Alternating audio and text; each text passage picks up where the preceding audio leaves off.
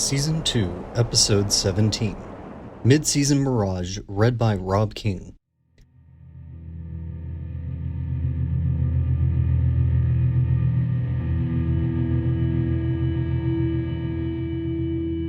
I'm starting this on December 8th, 2020. Season 2, Episode 17 aired on December 8th, 1990. 30 years ago today. That wasn't planned. Honestly, though, the more I learn and write about Twin Peaks, these coincidences seem to become expected. There's a magical quality to all of it, even 30 years later. While the mysteries feel irreconcilable, there are as many alignments, and the more you seek them, the more they seem to manifest.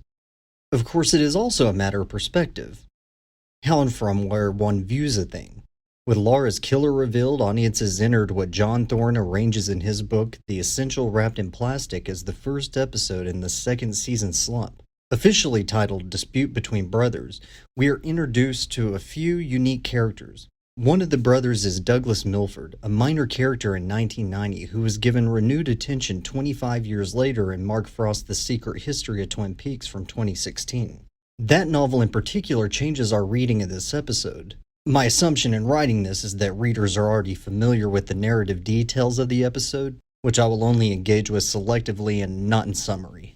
There is an idea of post-classical Hollywood, a time of production following changes in business and industry for traditional Hollywood. Couched in that divide is a handoff from classical noir to post-classical or neo-noir. Just a month or two ago, I was asked if Twin Peaks: The Return is a direct sequel or not. This person did not believe it works as a direct sequel for many of the commonly stated and agreed upon reasons: production, feel, distance from or lack of nostalgia, atmosphere, etc. A journey through Twin Peaks is one with a lot of winding roads, most of which are lined with those famous Douglas firs, but on ever-changing terrain. I want to find a different way to think about the Season 2 slump as a kind of post-noir period for the series. Not an ending to the noir elements, just an adjusted tone. Perhaps neo-mythos Twin Peaks? Well, admittedly, I do not have a definitive term, but in this way, nothing is diminished. The noticeable differences are more integrated into our enjoyment and understanding of the series with the integration of The Return and Secret History. The episode marks the first noticeable closing of one thing and start of another in the series beyond the distinction of Season 1 versus Season 2. It is almost like Season 2 truly begins here. Laura's murder is solved and her tragic killer is dead. Cooper's case is closed. The characters are at the start of a new path. Fans of Twin Peaks are familiar with debates on from one thing to another. Was Fire Walk with Me true to the Twin Peaks that fans had come to know and cherish? The Return? Or had they cherished it?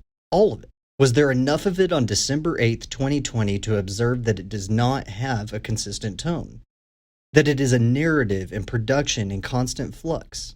That is its nature and part and parcel of its required narrative and acting. Now we can understand it as Mirage, and Episode 17 goes a long way in helping us see and understand this. Starting with Episode 17, Quirk becomes camp and slightly off-center of what came before.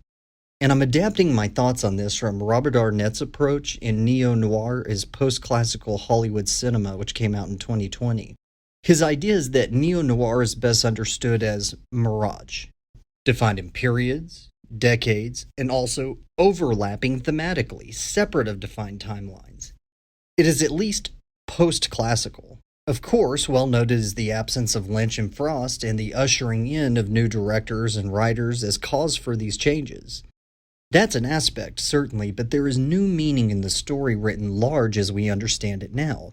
What I am stating is that Season 2, Episode 17 begins a new continuation of Twin Peaks transmedia that is representative of something other than bad writing or directing or the absence of Lynch and Frost. The mythos that began with the dream in the international pilot or also in Episode 3 and then picks up again with the giant in Season 2, Episode 9 establishes mythos in Twin Peaks. Building of the mythos is continued again in Season 2, Episode 17. It is in this episode that true attempts at explanation begin to surface. They had revealed Laura's killer. Now, they needed to give some background to the supernatural Noniric. General Briggs begins to open himself up more to Cooper, and we can match that to some details learned in The Return. One approach to mitigating the offness, quote unquote, in the return is for audiences to note ripple effects of the mythos, or ask questions of the dreamer's gaze. Does this feel different? Do the characters feel different because we are reading someone else's view of them? Is this an alternate timeline separate of what we knew before? Good questions. So does the change in dispute between brothers also indicate characters affected by the separation of Leland and Bob as something unnatural to their timeline? Is Cooper's fate affected by this? Should Cooper have been involved? We might need to order some new evidence from information gathered in 2016 and 2017 while acknowledging that the lodge entities, separate of ABC executives, needed to keep Cooper close. We know that Cooper was sent to Twin Peaks to investigate Pulaski's crossing of the border, not solely as a victim of a heinous crime, but because of the nature of the crime, as an embedded agent of the Blue Rose Task Force. We need to include the messy details here from Twin Peaks The Return, Part 17. This is where this article gets a bit quote-heavy. For 25 years, I've kept something from you, Albert. Before he disappeared, Major Briggs shared with me and Cooper his discovery of an entity, an extreme negative force called in olden times, Jowday. Over time, it's become Judy. Major Briggs, Cooper, and I, this is Gordon Cole, put together a plan that could lead us to Judy, and then something happened to Major Briggs, and something happened to Cooper. Philip Jeffries, who doesn't really exist anymore, at least not in the normal sense, told me a long time ago that he was onto this entity, and he disappeared. Now, the last thing Cooper told me, if I disappear like the others, do everything you can to find me. I'm trying to kill two birds with one stone. And now, this thing of two Coopers. And recently, a paid informant named Ray Monroe sent a cryptic message indicating that the Cooper we met at prison is looking for coordinates. Coordinates from a certain Major Briggs. This plan, Albert, I couldn't tell you about, and I'm sorry. According to this, Briggs would have shared this information with Gordon Cole and Cooper at a time when Gordon Cole was in Twin Peaks and before the season's finale, when Cooper would have gone missing. So, this occurs after this episode, somewhere around Season 2, Episode 25, On the Wings of Love.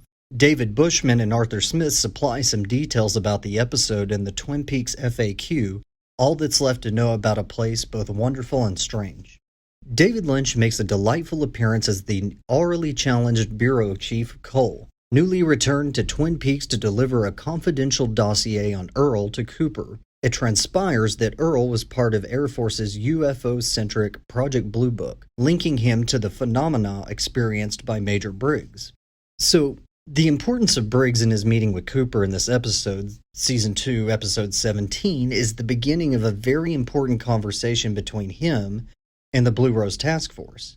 Because of this, it is also important to note Douglas Milford's presence in town with details outlined in Frost's novel. Please see the Milford-related articles from our Secrets and Mysteries series, which I will link below for more. In my rewatch this time, I found two lines the most important from this episode, Season 2, Episode 17. The first by Donna to Big Ed, and the second from Briggs to Cooper. Two people in love couldn't have caused all of this, could they? That's from Donna at minute 7 and 40 seconds. I placed Donna's line under the considered headline, if it is oniric, or the perspective of a dreamer, as opposed to if it is a ripple effect. Included in this are the following observations from this episode. Nadine's admittance to the high school. There's a dream quality to her feats of strength as a cheerleader in this episode. Why would the dreamer see Nadine in the role of a Twin Peaks high school student? I don't have an answer. I'm just proposing the question. Then there is the sudden turn in Bobby and Shelley's relationship. The dreamer sees Bobby turning to Audrey instead of Shelley. Where's that perspective coming from? But the key question is voiced by Donna.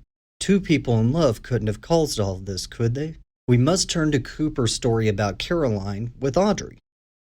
The answer is, indeed, they could have. Then, we have the weighty conversation between Cooper and Briggs. Well, Major, I find myself thinking a lot about Bob, if he truly exists. I've pondered that same question continuously, since this horror was revealed to us. I try to imagine him out there, incarnate, looking for another victim to inhabit. There are powerful forces of evil in the world. It is some men's fate to face great darkness. We each choose how to react. If the choice is fear, we become vulnerable to darkness. There are ways to resist. You, sir, were blessed with certain gifts. In this respect, you're not alone. Have you ever heard of the White Lodge? The White Lodge. No, I don't believe I have. That's minute 43 and 40 seconds. This is our famous introduction to the White Lodge, which can be traced back to Alice Bailey's externalization of the hierarchy. Examples. The Black Lodge, so called, is occupied with the form aspect of manifestation, the White Lodge with the conscious aspect. The organized efforts of the Great White Lodge are directed toward lifting the organized forces of materialism to a higher and spiritual plane. It even makes an appearance in James Joyce's Ulysses in a discussion on theosophy and Helena Blavatsky. Dunlop, Judge, the noblest Roman of them all. A.E. Arvil, the name ineffable. In heaven height. K.H., their master, whose identity is no secret to adepts. Brothers at the Great White Lodge always watching to see if they can help. We also see a black-hooded character in the woods often associated with the Dugpas of Wendell Merle's later revealed Project Blue Book rats. The point to all of this is that we enter a phase of Twin Peaks where the mythos finds its scaffolding. And what initially was viewed as rudderless storytelling can now be seen as essential and telling. It is all part of the structural mirage of Twin Peaks, an oniric journey grounded in the time and people but always in flux, a town where a yellow light still means slow down, and the story of two people in love may contain the real secret history behind it all. Thank you for listening to this audio article from 25YL. Intro and outro theme provided by Ryan Lineage. Audio engineered and edited by Mitch Proctor.